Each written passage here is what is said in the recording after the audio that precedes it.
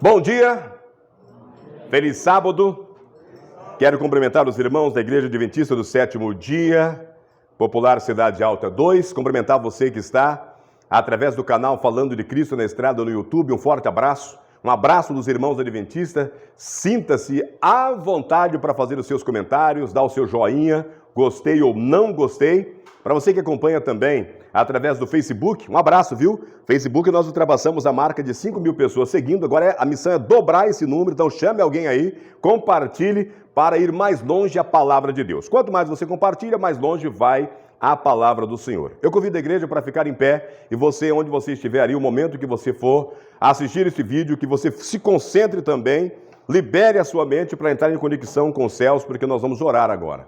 Querido Deus, amado Pai, em sua presença pedimos perdão pelos pecados, perdão pelas falhas, lhe agradecemos pelo seu santo dia maravilhoso e aqui estamos para estudar a sua santa palavra. Derrame uma bênção sobre cada família aqui representada nesta igreja. Derrame a sua bênção sobre todos aqueles que estão assistindo esse vídeo agora, que as suas famílias sejam alcançadas com o poder da sua palavra, que o Espírito Santo transforme cada coração. Sejam bem-vindos à palavra de Deus. Nós agradecemos, Senhor Jesus, por mais esse momento. Amém. Amém. Amém. Para você que não me conhece, eu sou Vanderlei Francisco. Para você que me conhece, né, Vanderlei Francisco também. Algumas pessoas, pode sentar, irmãos. Algumas pessoas eu não conheço aqui, mas alguns eu já conheço aí de longa data, tá? Do outro lado da câmera ali está minha esposa, Dona Vilma, e é um prazer a gente falar de Cristo. Um dia especial, dia da Escola Sabatina, 168 anos, coração da igreja. Eu sou um encrenqueiro, às vezes, quando eu vou ministrar a lição da Escola Sabatina. Agora eu já até adotei uma regra, né? Quando eu vou passar a lição geral, eu já pergunto: tem programação especial? Tem tempo reduzido? Porque tem que ser dado tempo para estudarmos a palavra de Deus. Esse é o alimento espiritual, tá? Então, parabéns aí aos líderes de direção da Escola Sabatina, parabéns à igreja, parabéns a todos os professores, todos os membros de Escola Sabatina, e eu estendo também para você que tem aí a sua escola dominical, aos líderes da escola dominical, alunos de escola dominical que estão aprendendo a palavra de Deus. Um forte abraço, que Deus abençoe vocês também. Irmãos, eu quero falar hoje do resultado do relacionamento com Deus. Tem tudo a ver com a lição que nós estudamos aqui. Israel foi um povo peculiar, escolhido para ser um reino de sacerdotes, para levar esse Deus, para atrair as outras nações a esse Deus que quer salvar. Deus não queria salvar apenas os judeus. Deus queria salvar todo mundo, vamos colocar na nossa linguagem de hoje, todos aqueles países que haviam se perdido, haviam se distanciado de Deus, não conhecia mais Deus. Agora esse povo é levantado para atrair esse povo a Deus, ser reino de sacerdotes. E essa missão é passada para cada um de nós. E nós temos um exemplo bíblico que é o apóstolo Paulo. Paulo, ele vai ser o exemplo vivo dessa transformação, né? Então, quando nós olhamos o encontro de Saulo com Jesus, e aqui eu vou fazer uma breve recapitulação, porque é uma história bíblica muito conhecida. Nesta mensagem de hoje, irmão, nós vamos ver o fim de Saulo e o nascimento do apóstolo Paulo. Talvez vocês estarão vendo o fim do antigo Vanderlei, do novo Vanderlei, de uma antiga Maria, uma nova Maria, uma antiga Vilma, uma nova Vilma. Talvez você se veja também na história de hoje. O fim de um perseguidor, o início de uma pessoa que passa a ser perseguida por pregar a palavra de Cristo, da mensagem da salvação. O fim do inimigo da fé, o início do pregador da fé. O fim de um líder de um grupo de fervorosos perseguidores que perseguia cristãos, e o início de um dos maiores defensores do cristianismo que já existiu, apóstolo Paulo. O fim do inimigo de Cristo e o início de uma testemunha de Cristo. Amém? Essa é a transformação de Saulo para Paulo. Paulo passou a ser usado biblicamente depois que Paulo passou a fazer as viagens missionárias, né? Atos capítulo 13, do verso 1 até o verso 8, era Saulo. A partir de Atos 13, verso 9, e aí o escritor vai mencionar o nome a transformação de Saulo para Paulo.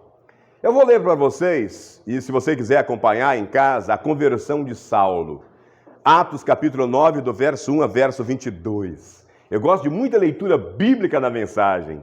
Atos capítulo 9, do verso 1 ao verso 22. Nós lemos: e Saulo, respirando ainda ameaças e mortes contra os discípulos do Senhor, dirigiu-se ao sumo sacerdote e pediu-lhe cartas para Damasco, para as sinagogas, a fim de que se encontrasse alguns deste caminho, quer homens, quer mulheres, os conduzisse presos a Jerusalém. E indo no caminho, aconteceu que, chegando perto de Damasco, subitamente o cercou um resplendor de luz do céu. E caindo em terra, ouviu uma voz que lhe dizia: Saulo, Saulo, por que me persegues? E ele disse: quem és, Senhor? E disse o Senhor: eu sou Jesus, a quem tu persegues. Duro é a ti recalcitrar contra os aguilhões. E ele, tremendo e atônito, disse: Senhor, o que queres que eu faça? Irmãos, a pergunta mais difícil é essa: Senhor, o que queres que eu faça? E disse-lhe o Senhor: levanta-te e entra na cidade, e lá te será dito o que te convém fazer. E os homens que iam com ele pararam espantados, ouvindo a voz, mas não vendo ninguém. E Saulo levantou-se da terra, e abrindo os olhos, não via ninguém. E quando-o pela mão os conduziram a Damasco, e esteve 3 dias sem ver, não comeu e não bebeu. E havia um certo discípulo chamado Ananias, e disse-lhes o Senhor em visão: Ananias. E ele respondeu: amém? Vocês podem continuar a história em casa. Pode continuar a história depois. Leia Atos capítulo 9, verso 10 em diante. Prossegue. Irmãos, eu quero dizer para vocês que a leitura está mostrando aqui um resumo de quem era Saulo, o terror dos cristãos. Estava enganado a respeito do reino de Deus. Ele estava cego espiritualmente. Ele era um religioso, sim. Ele era um religioso e zeloso da sua religião. Quem é que diz isso? O próprio livro de Atos, capítulo 22, do verso 1 ao verso 4, diz que Paulo, ele era um religioso zeloso de sua religião. Para ele, o cristianismo era uma seita, e o nome dessa seita era O Caminho. Atos 9, 2 a 19, Atos 9, capítulo 19, verso 9, verso 23, verso 24, verso 14, verso 22, vai mostrar que esta seita, que o cristianismo na época era considerado uma seita, e o nome dessa seita era O Caminho. Seita esta que vinha para aniquilar, que vinha para destruir o judaísmo. Era assim que eles pensavam. O judaísmo, a religião judaica da qual Saulo, ele era membro e fariseu, está em Atos 26, de 1 a 5. Saulo se colocou como um defensor da religião e do Deus em que ele acreditava. Filipenses capítulo 3, 5 e 6, Atos 22, de 1 a 5, coloca a postura de Saulo em defender o Deus que ele conhecia e a religião que ele professava. Disposto a matar, disposto a morrer por aquilo em que ele acreditava. Um homem fiel em sua crença, um homem fiel ao seu Deus. Observe o que Deus fala para Ananias. Se você continuar, Saulo está orando. Deus fala para Ananias, Saulo está orando. E queridos irmãos, amigos, este deve ser o primeiro passo para um novo convertido. Antes de aprender qualquer coisa, você deve aprender a orar, a falar com Deus. A oração traz a presença de Deus. A oração traz a revelação de Deus. A oração traz libertação. Creia na oração, porque ela traz resposta de Deus. E Paulo, aqui Saulo ainda, Saulo sabia disso. Por quê? Porque Saulo, ele era um estudioso da palavra de Deus. Ele estudava a palavra de Deus, ele conhecia Daniel.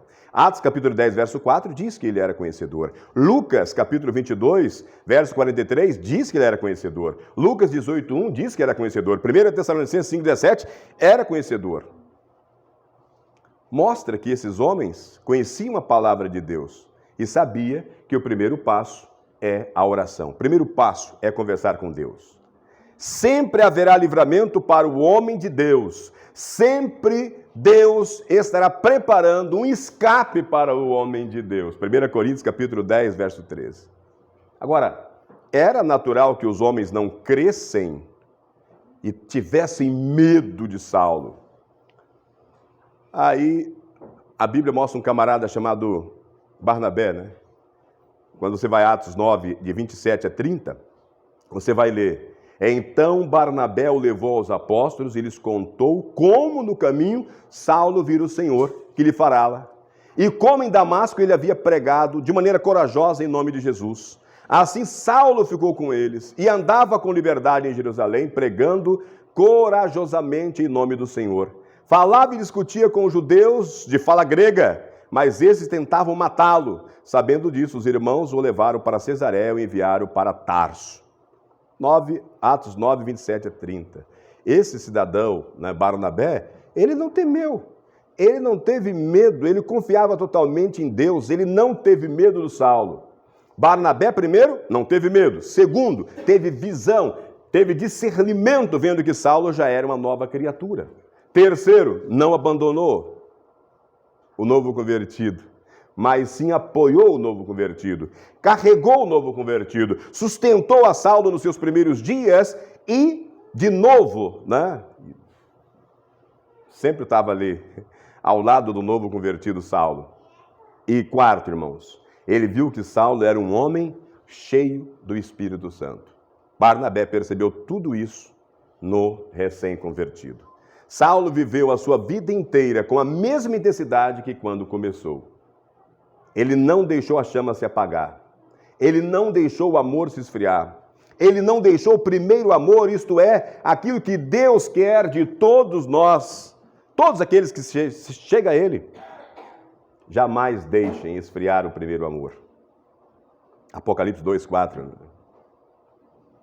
Atos 9, 31 conta que, com os apóstolos vivendo tamanha graça, desfrutando de todo o poder que o Espírito Santo lhes proporcionava e a conversão de Saulo, as igrejas viviam momentos de grande avivamento. Amém? Se você ainda não teve a tua vida transformada, entregue-se a Jesus e é Ele o Jesus que fará a transformação almejada para a glória de Deus. Entregue a sua vida e ela será transformada. Agora, até aqui eu fiz um resumo, né? Eu fiz uma introdução. O que nós aprendemos aqui? Qual é o resultado de aceitar Deus como Senhor de nossas vidas e centro das nossas vidas? Porque Ele nos amou primeiro, né? Qual é o resultado disso? Irmãos, primeiro, ninguém está isento de feridas, ninguém está isento de mágoas nessa longa e terrível guerra contra o pecado. Todos nós somos sujeitos a isso. Mas as marcas de nossa luta não se comparam aos terríveis sofrimentos que Jesus teve que suportar. Ele veio à terra enfrentar o pecado frente a frente. Ele deu a sua vida em sacrifício para a nossa salvação. E se fosse necessário, Ele daria a sua vida ainda que a única pessoa a ser salva fosse você. E quando nós falamos de Jesus, né, nós estamos falando do Rei do universo, o Criador de todas as coisas, poderoso, e vem se humilhar a ponto de morte, por mim e por você. O apóstolo Paulo, que conhecia por experiência o que significava ser resgatado do pecado por Cristo, ele expressa de forma muito clara que qual é o resultado de compreender. E ele vai colocar, lá nas suas palavras, né? O enorme amor de Cristo. O enorme amor de Cristo. Primeiro, o enorme amor de Cristo nos constrange. Algumas traduções aí da Bíblia dizem porque somos dominados pelo amor de Cristo, né? Ou porque o amor de Cristo agora nos governa. Ou o amor de Cristo nos impulsiona. Palavras de Paulo. Desde o pecado dos nossos primeiros pais e através de toda a história de Israel, primeiramente no deserto, como nós já estudamos, depois na Terra Prometida, ao longo da igreja cristã, até os nossos dias, nós vemos um Deus que se esforça em nos fazer compreender o seu sacrifício e o quanto ele está disposto a fazer para nos salvar. Lá no jardim já foi a demonstração do primeiro derramamento de sangue. Todos os sacrifícios, os rituais, até a sua vinda. Há um fio de sangue que atravessa a história, unindo a situação, apontando para um Deus cheio de amor, disposto a perdoar a todos os que se sentirem necessitados. Ele quer perdoar todos aqueles que têm necessidade de perdão. Todos temos essa necessidade. Segundo ponto, irmãos. Quando nós compreendemos esse enorme amor de Cristo que Paulo sentiu, nós morremos para a vida de pecado. A primeira coisa que vemos diante do amor de Cristo é que precisamos morrer para a vida antiga, aquela vida contrária a Deus. Então, primeiro ponto que Paulo coloca, que o amor de Cristo nos constrange, ele nos domina. Tá? Segundo ponto é que nós morremos para a vida de pecado, aquela vida antiga, aquela vida que era contrária à vontade de Deus. É isso que Paulo diz imediatamente, né, depois que afirmar que o amor de Cristo nos constrange. E aí o apóstolo Paulo raciocina que um morreu por todos, logo todos morreram. 2 Coríntios capítulo 5, 14, né? Se Cristo morreu por nós, de maneira simbólica, todos morremos. Por quê? Porque o salário do pecado é a morte, segundo Romanos 6, 23. Morremos para a natureza pecaminosa, irmãos. E como Jesus ressuscitou, ressuscitamos para uma nova vida. No momento em que aceitamos o nosso Salvador, nosso velho homem foi com ele crucificado para que o corpo do pecado seja desfeito. A fim do quê? A fim de que não sirvamos mais ao pecado. Romanos capítulo 6, verso 6. Nascemos de novo, novo corpo, para que não sirvamos mais o pecado. Terceiro ponto, passamos a viver para Cristo. Paulo segue explicando que para os que vivem, não vivam mais para si mesmo, mas vivam para aquele que por eles morreu e ressuscitou. 2 Coríntios 5,15. O amor de Cristo nos impulsiona a uma mudança total de rumo. Em vez de centralizarmos no eu, no egocentrismo, estamos agora centrados em Cristo, cristocentrismo. Em vez de buscar satisfazer nossos gostos egoístas, agora nós buscamos agradar a Cristo. Renunciamos a fazer a nossa vontade e buscarmos cumprir a vontade do Senhor, a ponto de que o Paulo, ele diz, o que para mim era ganho, reputei-o perda por Cristo, Filipenses 3,7. O nosso deleite é fazer a vontade do Senhor, está lá em Salmos capítulo 40, verso 8. Quarto ponto, vivemos com Cristo. Aquele que aceita Cristo como Salvador, está escrito em 2 Coríntios 5,17, né? Outras versões traduzem, está unido a Cristo, unido ao Messias. Meus irmãos, o amor de Cristo nos impulsiona a estar mais perto dele. Queremos estar com ele. O Senhor, ele nos insta, estais em mim e eu em vós, porque sem mim nada podereis fazer. João 15, 4 e 5. No início de cada dia, renovamos nossa entrega a Cristo para viver unido a Ele. E aí sim podemos dizer, como o apóstolo Paulo, já estou crucificado com Cristo e vivo, não mais eu, mas Cristo vive em mim. E a vida que agora vivo na carne, vivo na fé do Filho de Deus, o qual me amou e se entregou a si mesmo por mim. Gálatas 2:20. Amém? Quinto ponto, somos nova criatura. Todo aquele que está em Cristo é nova criatura. As coisas antigas já passaram. Eis que se fizeram novas coisas. Paulo, em sua segunda carta para os Coríntios, né? Coríntios capítulo 5, verso 17. Pelo poder de Deus, irmãos, nós somos uma nova pessoa. Sexto ponto, comunhão com Deus. E talvez o ponto mais importante, comunhão com Deus. Comunhão com Deus, você que está em casa, meu irmão, minha irmã, meu amigo, minha amiga, igreja, comunhão com Deus é amizade, é harmonia com Ele. Deus quer ter comunhão conosco, mas o pecado nos separou de Deus. E o pecado nos separa de Deus. Por isso Deus enviou o seu Filho Jesus para tirar nossos pecados e para nos reconciliar com Ele. Agora, meus irmãos, quem aceita Jesus como Salvador pode ter comunhão com Deus. Talvez na sua cabeça, aquela perguntinha, e se não aceita Jesus como Salvador? Não preciso nem dizer. A Bíblia diz que agora, quem aceita Jesus como seu Salvador pode ter comunhão com Deus. Quando alguém tem comunhão com Deus, isso reflete na sua vida diária. A comunhão com Deus se revela no amor a outras pessoas, se revela numa vida reta, se revela em uma vida de obediência a Deus. O conceito dos mandamentos, né? Amar a Deus sobre todas as coisas, amar ao próximo. 2 Coríntios capítulo 5, do verso 17 a verso 9, conceitua muito bem isso.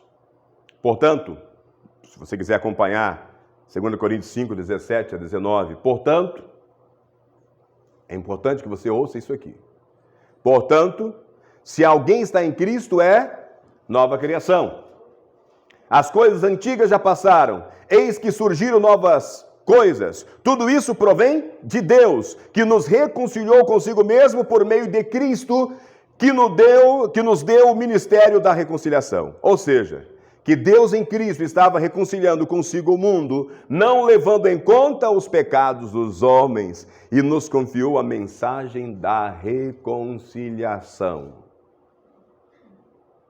Você quer ter essa reconciliação? Só através de Jesus. 1 Coríntios capítulo 3, verso 16 e 17 diz: vocês não sabem que são santuário de Deus e que o Espírito de Deus habita em vocês? Muita gente não sabe. Eu faço a pergunta de Paulo, que Paulo fez aos Coríntios: vocês não sabem que são santuário de Deus e que o Espírito de Deus habita em vocês? Se alguém destruir o santuário de Deus, Deus o destruirá, pois o santuário de Deus, que são vocês, é sagrado. Talvez isso responda quando nós abrimos a porta e saímos e vemos a calamidade que o mundo está passando. Talvez responda quando você abre o seu telefone, o smartphone, ou liga a sua TV, você vê a calamidade que o mundo está sofrendo. Eu vou repetir para você. Deus está dizendo que eu preciso repetir, porque alguém precisa ouvir isso. Vocês não sabem que são santuário de Deus e que o Espírito de Deus habita em vocês? Se alguém destruir o santuário de Deus, Deus o destruirá, pois o santuário de Deus, que são vocês, é sagrado. Primeira carta de Paulo aos Coríntios, capítulo 6, verso 19 e 20, ele diz: acaso não sabem que o corpo de vocês é santuário do Espírito Santo que habita em vocês, que lhe foi dado por Deus, e que vocês não são de vocês mesmos? Pergunta, né? Vocês foram comprados por alto preço. Portanto, glorifique a Deus com o seu próprio corpo. A gente ouve hoje aquele meu corpo, minhas regras. Eu faço da minha vida o que eu quiser. Como o que eu quiser, bebo o que eu quiser, visto o que eu quiser, vou para onde eu quiser. E eu repito para você que pensa assim: medite. Acaso não sabem que o corpo de vocês é santuário do Espírito Santo que habita em vocês, que lhes foi dado por Deus e que vocês não são de vocês mesmos? Vocês foram comprados por alto preço. Portanto, glorifique a Deus com o seu próprio corpo. Sai um pouco do apóstolo Paulo, que é o tema de hoje, a conversão. Nós estamos ouvindo a palavra de um convertido, um camarada que perseguia Cristo, agora ele está falando tudo isso de Cristo. Ele entendeu que o único meio de salvação é Cristo, é o amor de Cristo, é tudo que Cristo fez por nós. João, pega um pedacinho de João, capítulo 14, verso 23, Jesus respondeu: se alguém me ama, obedecerá a minha palavra. Meu Pai o amará. Nós viremos a ele e faremos morada nele. Amém? Eu repito, Jesus respondeu: se alguém me ama, obedecerá a minha palavra. Meu Pai o amará. Nós viremos a ele e faremos morada nele. Amém, igreja? Amém? Você que está em casa também, pode falar amém. Paulo, voltar aqui em Paulo, escrevendo agora para os irmãos de Éfeso, Efésios 2, 19 e 22, ele diz: portanto, vocês já não são estrangeiros nem forasteiros, mas vocês são concidadãos dos santos e membros da família de Deus, edificados sobre o fundamento dos apóstolos e dos profetas, Novo e Velho Testamento, tendo Jesus Cristo como pedra angular, no qual todo edifício é ajustado e cresce para tornar-se um santuário santo no Senhor. Nele, vocês também estão sendo edificados juntos. Para quê? Para se tornarem morada de Deus, por seu Espírito. Eu vou terminar a mensagem de hoje repetindo. Para cada um de nós que estamos aqui na igreja, para você que está acompanhando esse vídeo em casa, eu quero terminar repetindo as palavras de Paulo, escrevendo para os irmãos de Éfeso, Efésios capítulo 2, do verso 19 ao verso 22. Porque depois que eu tudo li, todas essas mensagens, talvez alguém tenha ficado assustado, porque talvez até aqui não tenha entendido a dimensão do que é ser pessoa. Talvez não tenha entendido o que está fazendo nesse mundo agora. Talvez não tenha compreendido a quem pertencia e quem é. Mas agora que você ouviu essas palavras e você entendeu, talvez está cheio de dúvida, perguntando: quando isso começa? É instantâneo? É da noite para o dia? Calma, calma. Comece com oração. Comece conversando com Deus. Disponha-se a conversar com Deus. Foi o que o apóstolo Paulo fez. Ele orou, jejuou, depois ele passou um tempo estudando a palavra de Deus. E mesmo enquanto ele estudava a palavra de Deus, ele já pregava esse Deus maravilhoso. E tudo que vocês ouviram aqui. E eu termino dizendo: portanto, vocês já não são estrangeiros nem forasteiros. O que vocês são? Vocês são concidadãos dos santos. Vocês são membros da família de Deus. E por que Paulo coloca que vocês são membros da família de Deus? Porque ele diz que nós somos co-herdeiros com Jesus em outra passagem. Nós somos irmãos de Jesus. Estou falando para príncipes e princesas que estão sendo preparados para governar o imenso universo. Deixa eu contar uma coisa para você que está em casa. A igreja aqui já sabe. Você sabia que o planeta Terra será o centro administrativo de todas as galáxias, de todos os universos? É. Aqui será o centro administrativo. Você sabia que Deus Pai, Deus Filho virá aqui e daqui vai governar todo mundo que você desconhece e eu também? Deixa eu contar uma outra coisa para você e para você também. Vocês sabem por que vocês estão sendo preparados aqui? Porque vocês vão receber junto com Jesus essa herança. E vocês e nós estaremos ao lado de Jesus, ajudando ele a governar tudo isso. Olha que bênção. Nós somos co-herdeiros de Cristo. Ok? Eu estou falando para príncipes e princesas. Estou falando para membros da família de Deus. Pessoas que são edificadas sobre o fundamento dos apóstolos e dos profetas, tendo Jesus Cristo como pedra angular, no qual todo edifício é ajustado e cresce para tornar-se um santuário santo no Senhor Jesus. Nele, vocês também estão sendo edificados juntos. Para quê? Para se tornarem morada de Deus, por seu Espírito Santo. Oh, glória! Amém? Amém. Quem é você? Quem é você? Joões, Marias, Pedros? Quem é você até aqui? Quem é você depois que ouviu essa mensagem? Depois que entendeu o poder desse Deus, o amor desse Deus que está te impulsionando agora? Quem será você daqui para frente? Pense nisso. Um forte abraço e que Deus abençoe. Vamos orar? Convido vocês que estão em casa, fiquem um pouquinho mais comigo, vamos orar, tá bom?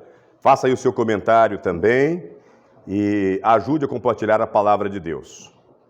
Se você segue o nosso canal, obrigado. Se não segue ainda, se inscreva. Vai ser um prazer ter você junto com essa família divulgando esse amor tão imenso que Deus demonstra por nós. Querido Deus, amado Pai, em sua presença mais uma vez, pedimos perdão pelos pecados e falhas. E obrigado porque o Senhor deixa registrado neste livro sagrado a história de pessoas como Paulo, para nos ajudar a refletir quem somos. E o poder que o Senhor tem de transformar a vida do homem e da mulher que se achega a Ti. Querido Deus, eu quero que cada irmão agora, que o Senhor inculque em cada mente, aqui na igreja, em casa, a pergunta: Senhor, o que queres que eu faça? Que a partir de agora o Senhor esteja trabalhando em cada coração, pelo poder do Espírito Santo, e que essa palavra nos incomode. Senhor, o que queres que eu faça? Revele em nós a Tua santa e perfeita vontade e nos ajude a cumprir com a nossa missão. Nos dê a Sua bênção. Em nome de Jesus. Amém. Que Deus abençoe a todos. Amém.